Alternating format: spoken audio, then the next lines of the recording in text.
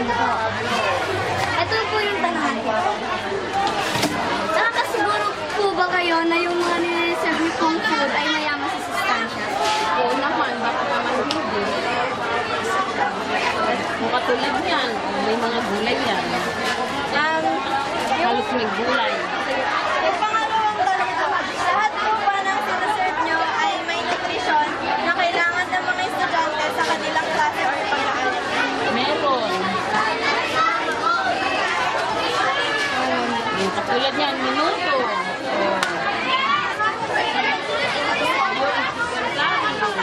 Lahat yan, meron yan. Pangatulungan pong tanong, saan po ba kayo na ang mga binibenta nyo ay abot kaya ng mga estudyante? Wow.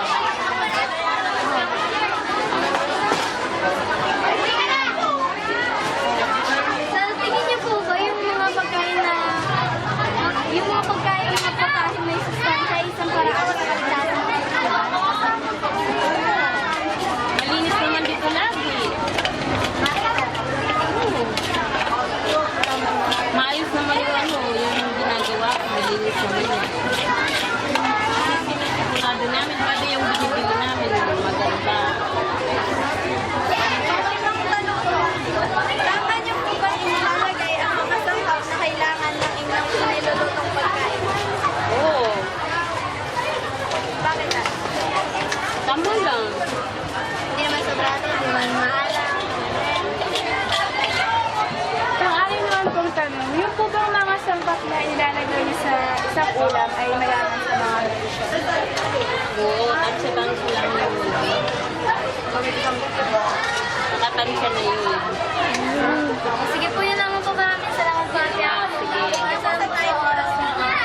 Sige. Ang gadong-gadong po. Thank you po.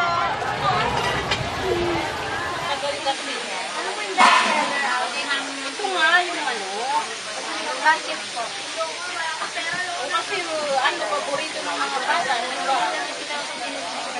Ano po yung mga sustansya na makukuha ba sa mga Walang sustansya. Pero hindi ko alam kung bakit paborito ng mga bata. Diba?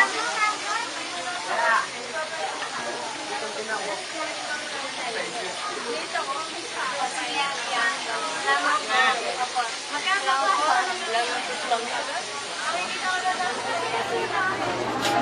Ate, meron here. Tubig po. Pepsi na lang. Ano? Ate, mineral.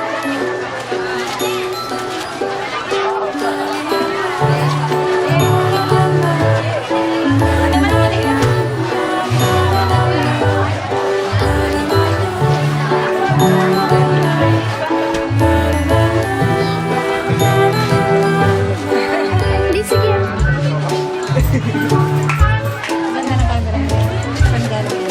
Binilip ko.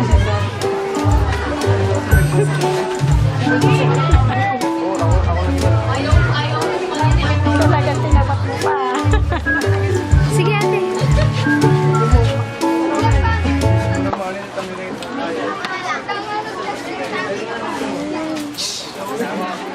Magandang umaga po. Kami po yung estudyante na nanggaling sa ng council. Gusto lang po namin sana interview kayo tungkol sa mga sustansya na meron po yung mga binigay ko. Ito po yung pinapakaroon. Ano po ang mga sustansya ng sabi na naibibigay sa mga pangangatawan at mga estudyante o mga bumibili sa iba?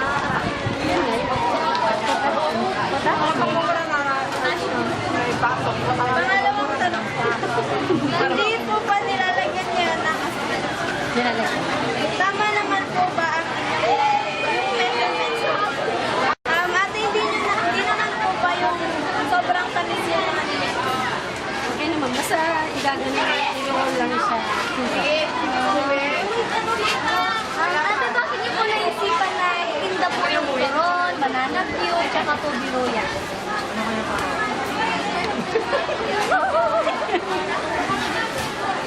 Kasi yun yung naumpisa na ibenta ng kaya yun din yung tinitingnan. Kasi yun yung nakalagay sa mga sa kanya. Kung ano yung nakapunta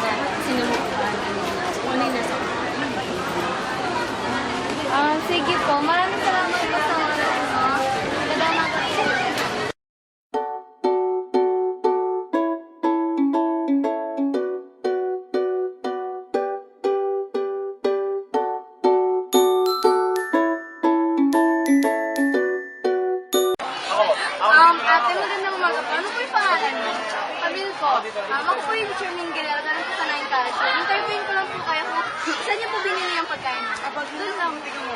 Andyan lang po. Ano po ba yung makukuha niyo sustansya dyan sa pagkain nila? Sabi dito, meron siyang 1 gram ng protein lang. Protein, yun lang. Kasi hindi naman talaga siya healthy food.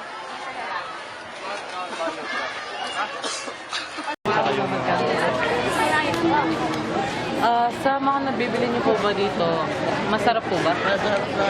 Okay lang, pero siyempre masarap yun sa kabila. Ano pang pwede niyo makuha ang nutrients sa mga pagkain niyo?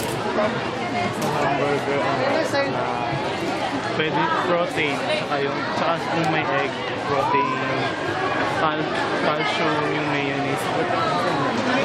Ano po ulit pang ano kuya? John Rainier beef. Yun naman po, salamat. Magandang umaga po siya. Ano po pangalan niyo? Adrian Taba. Ako po si Charming Guerrero po from 9 Calcio. Interviewin ko lang po sana kayo dun sa pagkain na binibili. Ano po ba yung lagi yung binibili? Burger, canton, girl. Sa tingin niyo po ba may nakukuha kayo sustansya po doon? Siguro naman. Sa tingin ko wala. Pero meron din siguro. Ano po ba yung nakukuha yung sinasabi niyo po burger? Ano po ba yung nakukuha sustansya doon sa burger? May order? Protein. Ano po Oo, di ba? Protein. Sa kanton. Sa tingin niyo po may nakukuha po kayong sustansya sa kanton? Wala. Abad. Abad. Sige po, thank you po. Okay na po